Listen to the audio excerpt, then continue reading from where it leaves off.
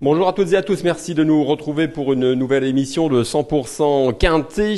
Nous allons nous intéresser à l'événement de ce lundi 17 octobre sur l'hippodrome de Deauville. Le mini-meeting des Equidays débute. Il y aura donc des courses sur la côte normande au galop tout au long de la semaine.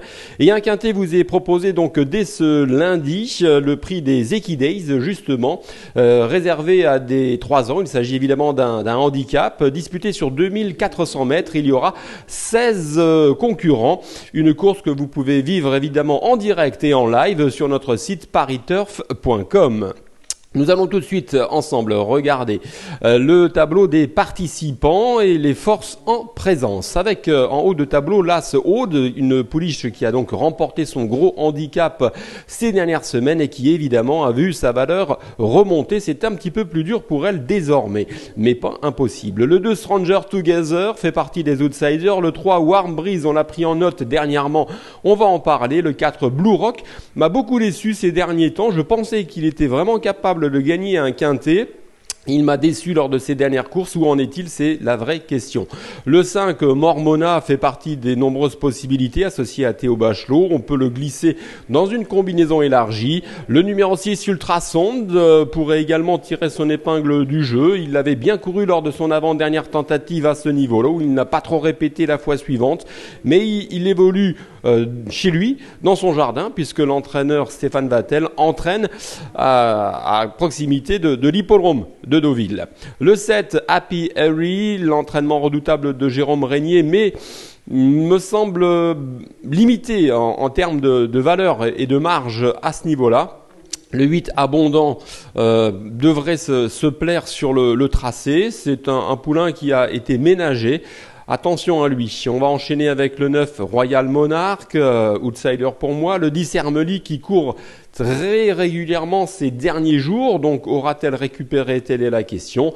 En bas de tableau, eh bien, il y a des chevaux qui me plaisent et que j'ai retenu. Le 11, Hetzel, le 13, Lerma, le 14, Rosetta Stone et tout comme le 15 et le 16, à savoir Tamzara et Smoothie. Voilà, en ce qui concerne le tableau des participants, nous allons maintenant attaquer le papier ensemble. À tout de suite.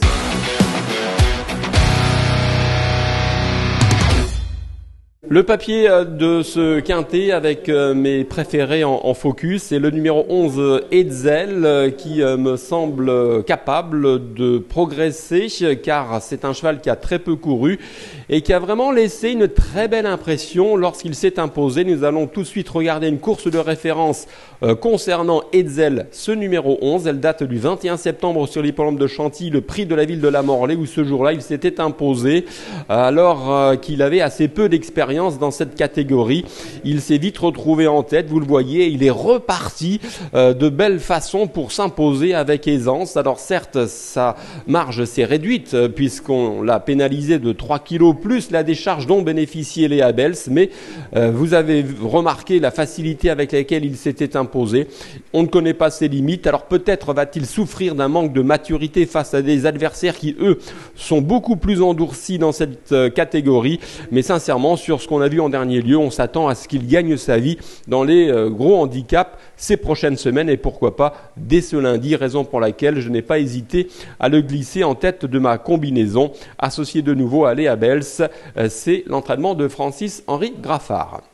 Mon deuxième favori se nomme Smoothie, c'est une pouliche, elle porte le numéro 16 et cette Smoothie, entraînée par Freddy Hen, on va regarder sa performance du 22 août dernier sur l'hippodrome de Clairefontaine-Deauville où ce jour-là, elle terminait à la deuxième place, elle s'était vite retrouvée en tête, elle avait été attaquée par Lorne qui va gagner et elle s'était montrée très courageuse et lutteuse jusqu'au bout. Ensuite, eh bien, on l'a vu dernièrement s'imposer sur l'hippodrome de Saint-Brieuc de belle manière, pas moins de 6 longueurs sanctionnées sa supériorité, à 55,5 kg associé à Maxime Guyon, et vu ce qu'elle nous a montré en dernier lieu, elle semble détenir vraiment une très belle chance. En tout cas, c'est une vraie opportunité pour elle que de remporter une telle épreuve. En bas de tableau, je le disais, peut-être se trouve la vérité de cette énigme avec le numéro 15, Tamzara. Elle a à peu près le même profil que la précédente, Smoothie, car elle a assez peu d'expérience. On a appris à la connaître récemment. Elle s'est très bien comportée le 26 août dernier sur l'hippodrome de Clairefontaine-Deauville, une course de référence qui va vous le confirmer dans le prix des Jasmins, où ce jour-là, elle s'était imposée dès sa première participation dans un handicap. Elle s'était montrée attentiste en léger retrait donc des animateurs et avait donc donné un bon coup de rein. Un coup de rein décisif pour s'imposer, vous le voyez sur ces images, facilement. Alors elle a été remontée aussi de 3,5 kg sur l'échelle des valeurs, mais ses limites sont évidemment encore inconnues. C'est un handicap, c'est un quintet réservé aux 3 ans, donc ce sont des chevaux qui évoluent, il faut les suivre de près. Michael Barzalona évidemment lui sera associé puisque c'est la Kazakh Godolphin, l'entraînement d'Henri-Alex Pantal, 55,5 tout comme Maxime Guyon, 2 jockeys incontournables. On les joue très régulièrement et ils sont très souvent à l'arrivée. Ils cannibalisent en ce moment le classement des jockeys, donc on leur fait confiance. Je poursuis mon analyse avec mon quatrième favori, c'est donc le numéro 4, Warm Breeze, le numéro 3, pardon. Warm Breeze, c'est un cheval alors qui a vraiment crevé l'écran. Je ne sais pas si vous avez vu cette course. Warm Breeze, c'était le 6 octobre dernier, c'est récent, sur l'hippodrome de Saint-Cloud, et ce jour-là, dans le prix de Saint-Père-du-Mont, c'était un quintet. Il y avait notamment Rosetta Stone dans la course, repérer sa casaque rouge et jaune. Et pour Warm Breeze, casaque jaune, Arad de la Gousserie, il est revenu de l'arrière-garde, remarquablement finir, donc des images qui parlent d'elles-mêmes. Et en ce qui concerne Rosetta Stone, vous le voyez, Rosetta Stone a eu un petit peu de mal à trouver sa cadence avant de bien finir. Donc une course de référence qui vous a permis de juger 2 chevaux qui participent à ce quintet. Et en ce qui concerne Warm Breeze, il est en forme. L'allongement de la distance devrait manifestement jouer en sa faveur. Il a beaucoup d'atouts dans son jeu. Je lui ai donc fait légitimement confiance. Et à la 5e position de mon classement, je parlerai de Rosetta Stone. C'est un poulain, il ne faut pas se tromper.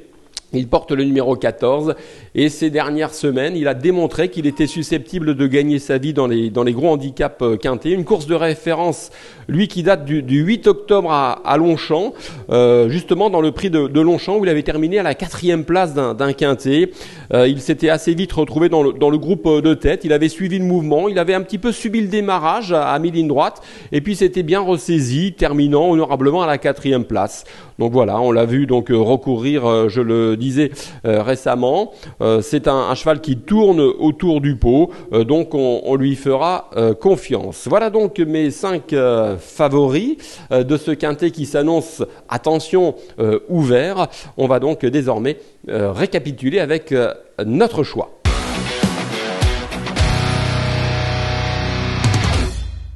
Notre choix, le mien, 5 favoris, à savoir le numéro 11 Hetzel, le numéro 16 Smoothie, le 15 Tamzara, suivi du 3 Warm Breeze, et puis du 14, il s'agit de Rosetta Stone. Les numéros 8, 13 et 5 peuvent également figurer dans une combinaison élargie, à savoir Abondant, Lerma ou encore Mormona. Et on va se quitter comme d'habitude avec un conseil de jeu, toujours à Clairefontaine en Réunion 1, avec le 603 Aljana. C'est une pouliche qui sera associée à Michael Barzalona, qui avait remarquablement terminé dans un handicap sur 2400 mètres, dans un quintet le 18 août dernier sur l'hippodrome de Deauville. On l'avait repéré la fois précédente sur l'hippodrome de Clairefontaine-Deauville, donc ça sentait bon. Malheureusement, elle n'a pas confirmé dernièrement en terminant 6e à Saint-Cloud, mais ce jour-là, elle a des excuses à faire valoir puisqu'elle s'est vite retrouvée dans le groupe de tête, un peu brillante. Elle a fait la course pour les autres, elle a craqué pour finir. Donc on oublie cette contre-perf. Je le répète, elle n'a pas eu un parcours pour elle. On efface, on la reprend en confiance.